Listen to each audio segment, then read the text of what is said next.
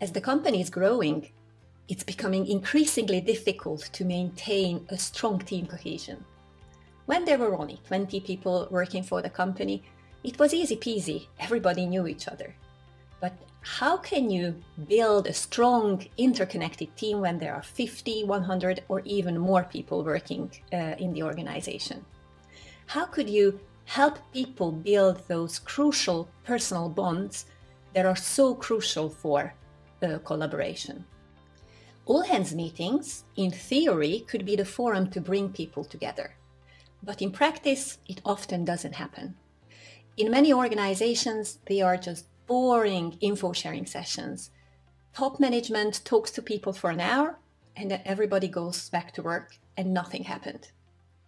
What if all hands meetings could achieve much more than that? This week, I had the privilege to talk to the co-founder of Bónusz Brigád, Gábor Heller, who shared with me the secret sauce of building an amazing interconnected team. Join us.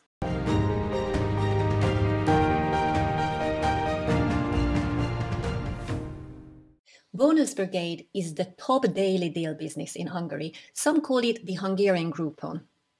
Gábor Heller, the co-founder of the company, shared with me how all hands meetings at Bónusz Brigád became the very forum of bridging gaps between departments and bringing people truly together. So Gábor, can you tell me a little bit about what was important, what was special about these all hands meetings?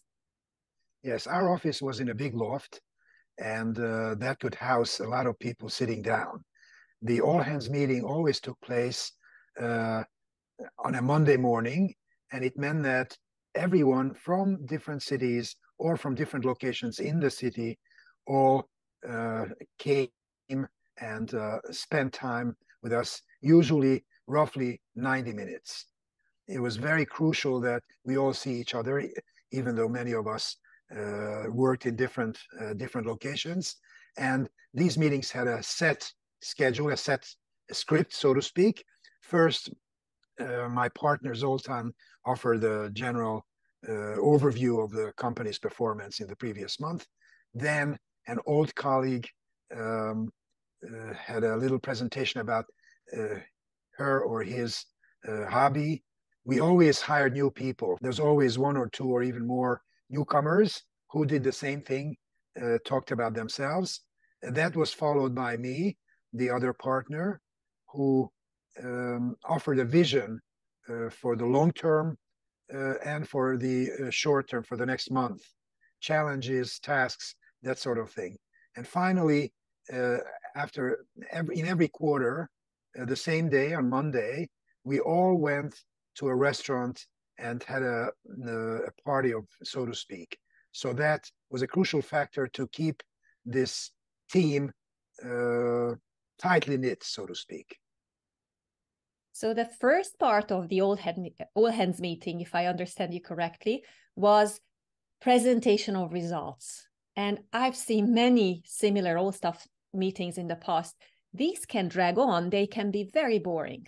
So Gábor, how did you make it different? How did you make it a way to connect people with each other? First of all, we set a strict time limit. So for example, in the first section, my partner Zoltán gave an overall view of the performance of the company in the previous month. That was about 5 minutes, not longer. We always not only kept to these limits, but if someone exceeded it, we loudly warned him or her that, hey, you're 1 minute over, so hurry it up.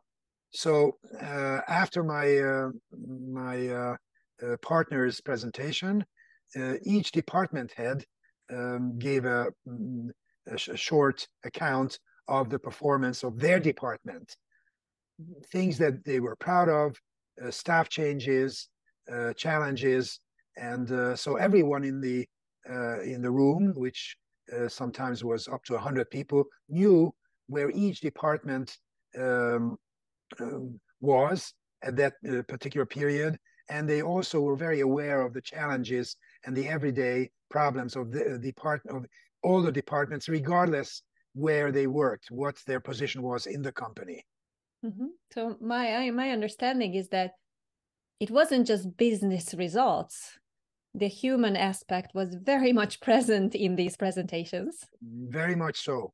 For example, in the first presentation, Zoltán always welcomed the newcomers, or said goodbye to someone who went back to college or changed jobs. So it was also very personal. It was always important to keep in focus the personal changes and the personal aspects of our operation. Mm-hmm. And talking of the personal, the second part of your all hands meeting was somebody introducing a hobby, a special outside of work activity to the whole team. So tell me a little bit more about that.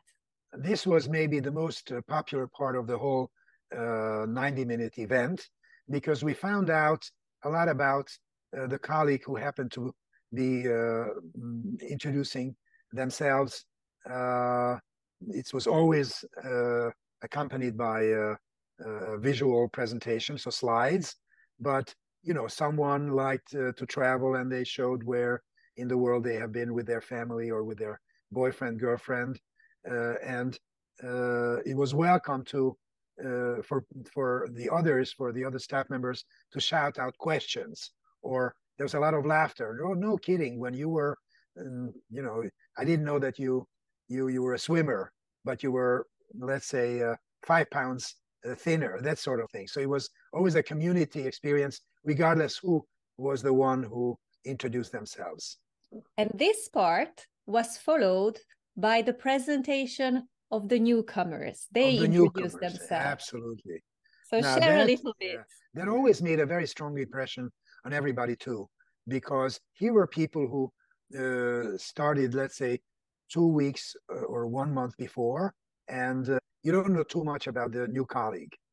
And so he or she talked about their previous job and their families, where they come from. So it was a 360-degree image that they offered to us. And of course, it was very flattering when very often these new colleagues talked about why they wanted to join Bónusz Brigád, and why they're happy to be there, and what they expect, and hoping that they can contribute to this team. So that was crucial, both professionally and personally, on a personal level. And Gábor, listening to this, I'm imagining myself being a new colleague at Bónusz Brigád, around 100 people in a big meeting, and I'm required to give a big presentation on my first week or on my second week. How did you make it a good experience instead of a slightly traumatic one? If you were a shy person who, let's say, worked in accounting, and not, a very, not an extrovert, there was always someone assigned in our team to work with that person, help him or her with the presentation. There were technical issues, making recommendations, use pictures, snapshots that you feel comfortable showing, and encouraging to open up. Yes, there were people who were shy, who had never before stood in front of 80 people or 70 people or 100 people talking about themselves, but there's always an atmosphere of encouragement and friendliness. So I can comfortably say that after their performance, each one felt much better and felt that they belonged. It was not just a job, but that they became part of a community. And following that, closing the all hands meeting, was you presenting the vision to the company. So tell us a little bit about that. Partner Zoltán, at the beginning of the meeting, was all information, all data. Some colleagues, as we found out later, called us the good cop and the bad cop. He was the bad cop. He was focused and he was on target. So he had that was his job to really focus on the performance. At the end of the meeting, I was the one, the good cop, who encouraged people, who always painted a vision. Of course, that vision was agreed upon by both of us. It was never improvisation. Where the company is headed, what we can see ahead of us in the next month, in the next quarter, what our long-term ambitions are. So that sort of thing. So it was very gratifying to see the people in the audience with eyes glistening and say, oh, I'm working for a good company. This company is not just doing the same old stuff from one month to the next. They have a vision, they have plans, they have ambitions. I'm glad that I'm part of this team. And this was the structure of your monthly all-hands meeting. However, every 3 months, there was something special. What was special about the end of quarter meeting? Jokingly, at the end of my presentation, I said, I would like to remind everyone that on Thursday night, we'll have our all hands, not meeting, but dinner in a restaurant. It was actually an all-you-can-eat type of place, and we paid extra for wine and spirits. So I must say, not that anybody got out of control drunk, but it was an excellent way for new colleagues to get to know the old ones, for colleagues working in totally different departments or at different locations to once in every 3 months get together, talk, laugh, eat, drink, and just feel that this is a company that's a little bit different. Thanks, Gábor. It's been really inspiring to listen to this story, and especially that you showed us that all hands meetings can actually be much more than just results presentation. Also Absolutely. something that really helps to build a community, connect people with each other, and make a huge difference in terms of the corporate culture.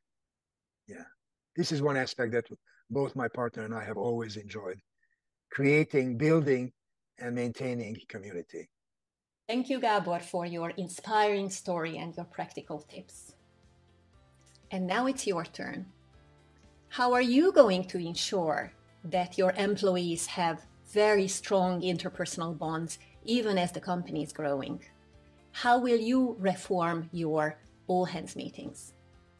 If you've got your own tips, your own special tricks to do that, don't forget to share with us in the comment section. And if you like this video, hit the subscribe button to make sure you get notified when our new videos come out. See you in 2 weeks' time.